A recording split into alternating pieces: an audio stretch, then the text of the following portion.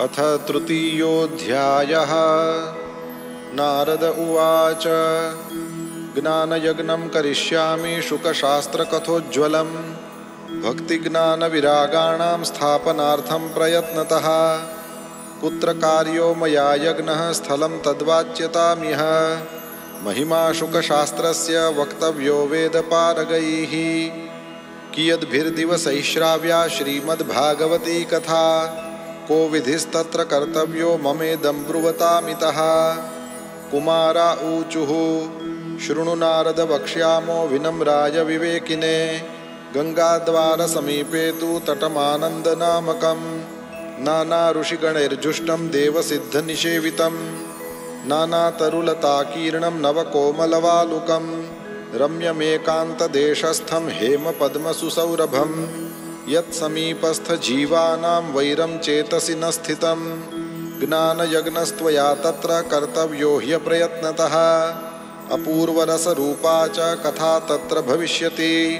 पुरस्थं निर्बलं चैव जराजीर्णकलेवरं तद्वयं च पुरस्कृत्य भक्तिस्तत्रागमिष्यति। यत्र भागवती वार्ता तत्र भक्त्यादिकं व्रजेत्। कथाशब्दं समाकर्ण्य तत्रिकं तरुणायते। सूत उवाच एवमुक्त्वा कुमारास्ते नारदेन समं ततः गङ्गातटं समाजग्मुः कथापानाय सत्वराः। यदा यातास्तटं ते तु तदा कोलाहलोऽप्यभूत्। भूर्लोके देवलोके च ब्रह्मलोके तथैव च श्रीभागवतपीयूषपानाय रसलम्पटाः धावन्तोऽप्याययुः सर्वे प्रथमं ये च वैष्णवाः। भृगुर्वसिष्ठश्च वनश्च गौतमो मेधातिथिर्देवलदेवरातौ रामस्तथा गाधिसुतश्च शाकलो मृकण्डुपुत्रा त्रिजपिप्पलादाः। योगेश्वरौ व्यासपराशरौ च छायाशुको जाजलिजह्नुमुख्याः। सर्वेऽप्यमी मुनिगणाः सह पुत्रशिष्याः स्वस्त्रीभिराययुरतिप्रणयेन युक्ताः। वेदान्तानि च वेदाश्च मन्त्रास्तन्त्राः समूर्तयः। दशसप्तपुराणानि षट्शास्त्राणि तथा ययुः। गङ्गाद्याः सरितस्तत्र पुष्करादिसरांसि च क्षेत्राणि च दिशः सर्वा दण्डकादिवनानि च नगादयो ययुस्तत्र देवगन्धर्वदानवाः। गुरुत्वात्तत्र नायातान् भृगुः सम्बोध्य चानयत्। दीक्षिता नारदेनाथ दत्तमासनमुत्तमम्। कुमारा वन्दिताः सर्वैर्निषेधुः कृष्णतत्पराः। वैष्णवाश्च विरक्ताश्च न्यासिनो ब्रह्मचारिणः। मुखभागे स्थितास्ते च तदग्रे नारदस्थितः। एकभागे ऋषिगणास्तदन्यत्र दिवौकसः। वेदोपनिषदोऽन्यत्र तीर्थान्यत्र स्त्रियोऽन्यतः।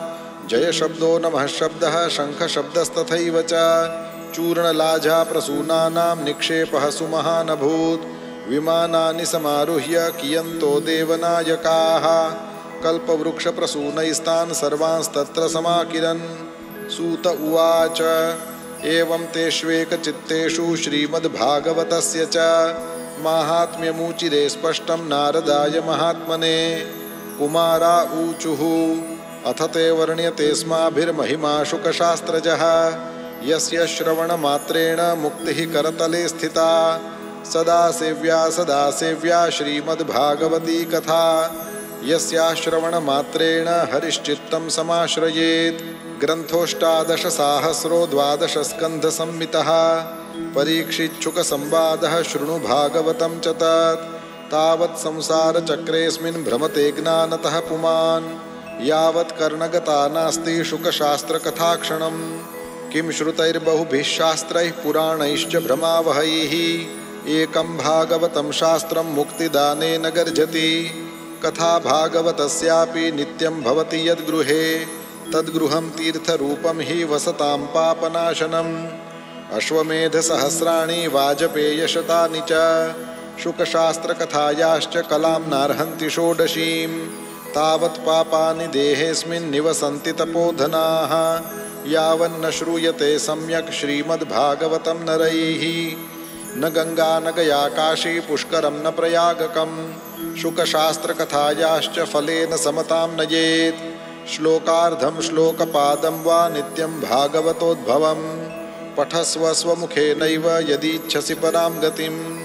वेदादिर्वेदमाता च पौरुषं सूक्तमेव च। त्रयी भागवतं चैव द्वादशाक्षर एव च। द्वादशात्मा प्रयागश्च कालः संवत्सरात्मकः।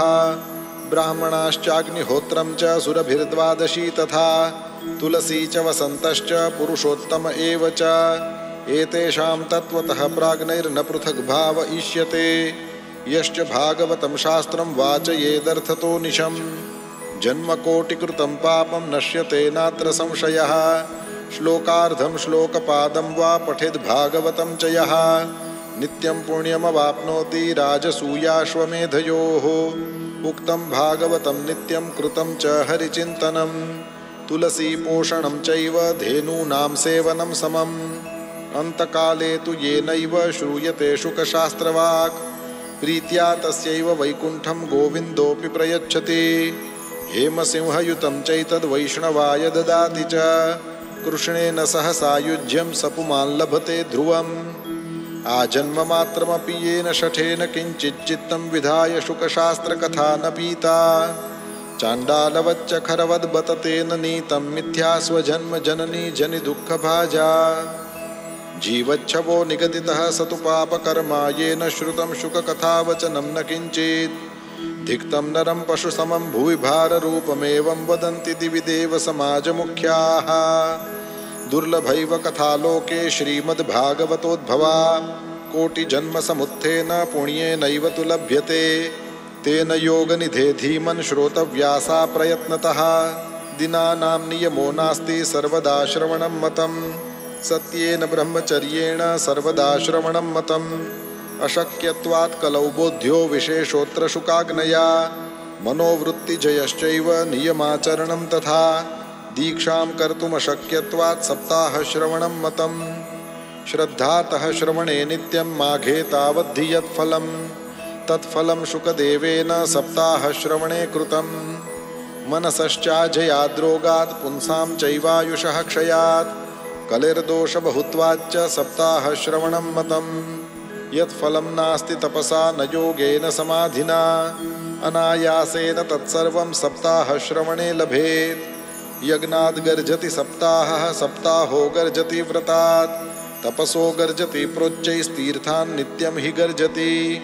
योगाद् गर्जति सप्ताहो ध्यानाज् ज्ञानाच्च गर्जति। किं ब्रूमो गर्जनं तस्य रे गर्जति गर्जति। शौनक उवाच साश्चर्यमेतत्कथितं कथानकं ज्ञानादिधर्मान् विगणय्य साम्प्रतं।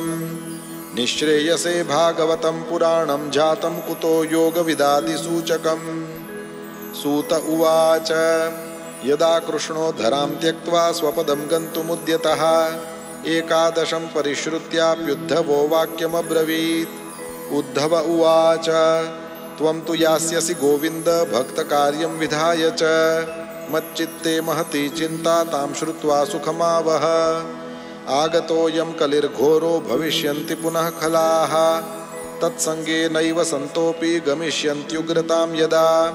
तदा भारवती भूमिर्गोरूपेयं कमाश्रयेत्। अन्यो न दृश्यते त्राता त्वत्तः कमललोचन। अतः सत्सुदयां कृत्वा भक्तवत्सलमाव्रज। भक्तार्थं सगुणो जातो निराकारोऽपि चिन्मयः। त्वद्वियोगेन ते भक्ताः कथं स्थास्यन्ति भूतले। निर्गुणोपासने कष्टम् अतः किञ्चिद्विचारय। इत्युद्धववचः श्रुत्वा प्रभासे चिन्तयद्धरिः। भक्तावलम्बनार्थाय किं विधेयं मयेति च। स्वकीयं यद्भवेत्तेजस्तच्च भागवते दधात्। तिरोधाय प्रविष्टोऽयं श्रीमद्भागवतार्णवम्। तेनेयं वाङ्मयी मूर्तिः प्रत्यक्षा वर्तते हरेः। सेवनाच्छ्रवणात् पाठात् दर्शनात् पापनाशिनी। सप्ताहश्रवणं तेन सर्वेभ्योऽप्यधिकं कृतं। साधनानि तिरस्कृत्य कलौ धर्मोऽयमीरितः। दुःखदारिद्र्यदौर्भाग्यपापप्रक्षालनाय च। कामक्रोधजयार्थं हि कलौ धर्मोऽयमीरितः। अन्यथा वैष्णवी माया देवैरपि सुदुस्त्यजा। कथं त्याज्या भवेत्पुंभिः सप्ताहोतः प्रकीर्तितः। सूत उवाच एवं नगाः श्रवणोरुधर्मे प्रकाश्यमाने ऋषिभिः सभायाम् आश्चर्यमेकं समभूत्तदानीं तदुच्यते संशृणु शौनकत्वम् भक्तिः सुतौ तौ तरुणौ गृहीत्वा प्रेमैकरूपा सहसा विरासीत् श्रीकृष्ण गोविन्द हरे मुरारे नाथेति नामानि मुहुर्वदन्ति तां चागतां भागवतार्थभूषां सुचारुवेषां ददृशुः सदस्याः कथं प्रविष्टा कथमागतेयं मध्ये मुनीनामिति तर्कयन्तः ऊचुः कुमारा वचनं तदानीं कथार्थतो निष्पतिताधुनेयम् एवं गिरः सा ससुता निशम्य सनत्कुमारं निजगादनम्रा भक्तिरुवाच भवद्भिरद्यैव कृतास्मि पुष्टा कलिप्रणष्टापि कथारसेन क्वाहं तुत्तिष्ठाम्यधुना ब्रुवन्तु ब्राह्मा इदं तां गिरमूचिरेते भक्तेषु गोविन्दस्वरूपकर्त्री प्रेमैकधर्त्री भवरोगहन्त्री सा त्वं च तिष्ठस्व सुधैर्यसंश्रया निरन्तरं वैष्णवमानसानि ततोऽपि दोषाः कलिजा इमे त्वां द्रष्टुं न शक्ताः प्रभवोऽपि लोके एवं तदाग्नावसरेऽपि भक्तिस्तदा निषण्णा हरिदासचित्ते सकलभुवनमध्ये निर्धनास्तेऽपि धन्या निवसति हृदि येषां श्रीहरेर्भक्तिरेका हरिरपि निजलोकं सर्वथातो विहाय प्रविशति हृदि तेषां भक्तिसूत्रोपनद्धः ब्रूमोद्यते किमधिकं महिमानमेवं ब्रह्मात्मकस्य भुवि भागवताभिधस्य यत्संश्रयान्निगदिते लभते सुवक्ता श्रोतापि कृष्णसमतामलमन्यधर्मैः इति श्रीपद्मपुराणे उत्तरखण्डे श्रीमद्भागवतमाहात्म्ये भक्तिकष्टनिवर्तनं नाम तृतीयोऽध्यायः।